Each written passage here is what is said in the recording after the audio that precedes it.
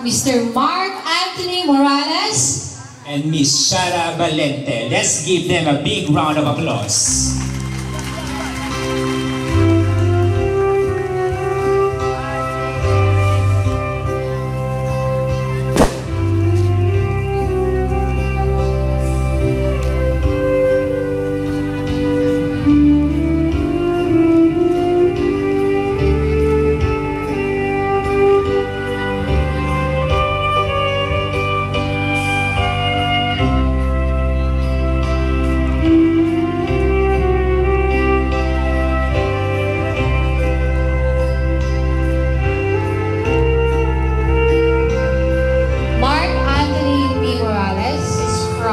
Street, San Nicolas, Gapan City.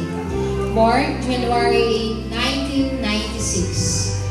Proud parents, Maria Teresa P. Morales and Rolando E. Morales. He is a quiet guy, cute and sometimes serious. He is a dedicated and talented student, innocent in the eyes of many,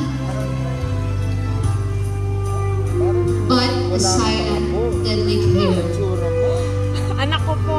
Anak ko. Don't belittle him because he's a gentleman. Mga lawa kong anak yan. And his big ambition Yung una noon.